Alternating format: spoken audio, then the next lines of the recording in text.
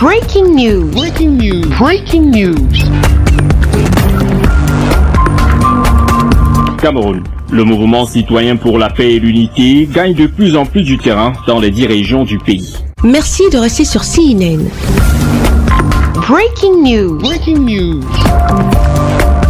La présidente coordonnatrice nationale du mouvement citoyen pour la paix et l'unité, Apollonie Fleur-Blaze, a présidé ce 28 janvier 2022 à Yaoundé la réunion du bureau exécutif du mouvement en présence des responsables des délégations régionales, des autorités traditionnelles et de plusieurs invités de marque. Les membres du mouvement citoyen pour la paix et l'unité ont dressé le bilan de l'année 2021 et approuvé l'agenda des activités pour l'année en cours. Du bilan de la présidente coordonnatrice nationale, il ressort que le mouvement citoyen pour la paix et l'unité a pu implanter ses marques en 2021 pour rehausser l'image de leur leader Franck-Emmanuel Biya à travers des cérémonies de remise de dons aux orphelins et aux écoliers de certaines contrées et de nombreuses autres activités. Si la présidente regrette l'instabilité qui secoue l'association en 2021 avec les cas de démission, elle précise tout de même que les adhérents du mouvement citoyen pour la paix et l'unité sont des laboureurs de la Troisième République qui se fera avec une jeunesse active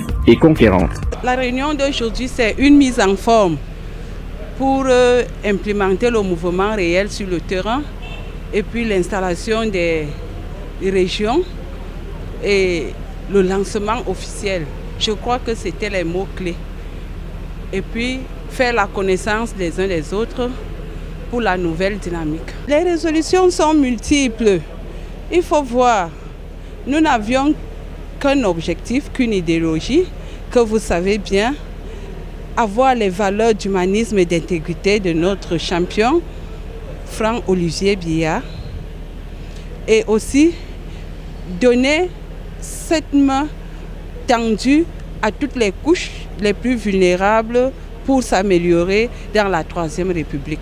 De l'exposé des délégués régionaux, on note que le travail de terrain a pris corps avec la constitution des délégations départementales et d'arrondissement dans certaines régions, même si l'opération d'implantation du mouvement fait face à quelques poches de résistance liées entre autres au contexte sécuritaire dans les régions du nord-ouest et du sud-ouest. L'environnement politique peu favorable dans certaines régions comme le littoral, mais aussi et surtout le manque de conviction de certains jeunes qui, au-delà de la précarité, expriment encore le doute quant à l'aboutissement du projet franquiste. Nous avons répondu présent à l'appel de la présidente coordonnatrice nationale, la présidente fondatrice du MCPU, notre mouvement.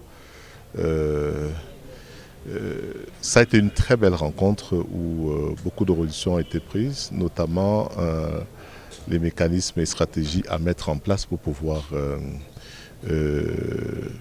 ratisser belle le terrain.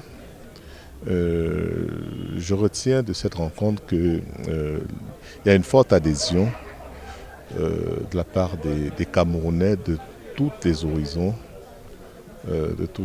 je voudrais dire, qui s'est fait distinguer dans la salle par la présence des membres venus des 10 régions de notre pays. Pour rappel, le lancement officiel du mouvement prévu en décembre 2021 avait été reporté à cause de la tenue de la CAN 2021 au Cameroun, avec la restriction des mouvements de foule par les autorités. Sans oublier le non-versement des contributions de certains délégués régionaux. Au bout de 2 heures d'échange, les membres du mouvement citoyen pour la paix et l'unité, qui ont bénéficié de la présence de certains invités spéciaux, au rang desquels les autorités traditionnelles, les hauts cadres d'administration, les conseillers régionaux et les sénateurs se sont engagés à unanimité à faire du MCPU un véritable mouvement de masse en 2022. Je vais rassurer les citoyens de notre pays, les jeunes, nos populations, que tout ira bien.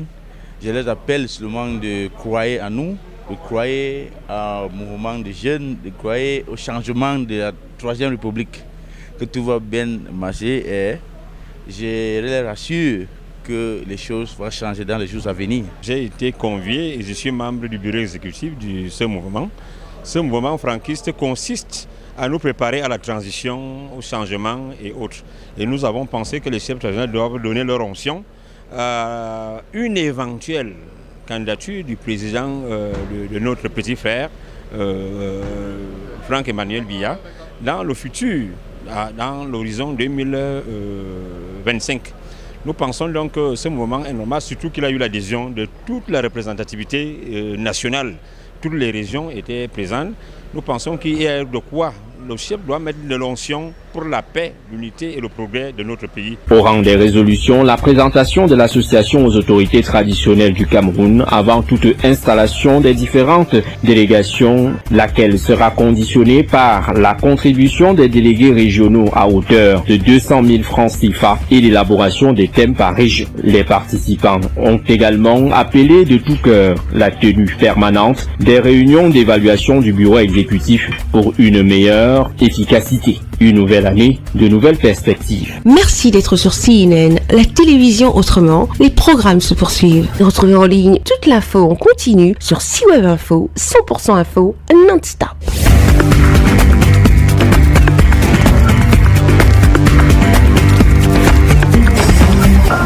Breaking news.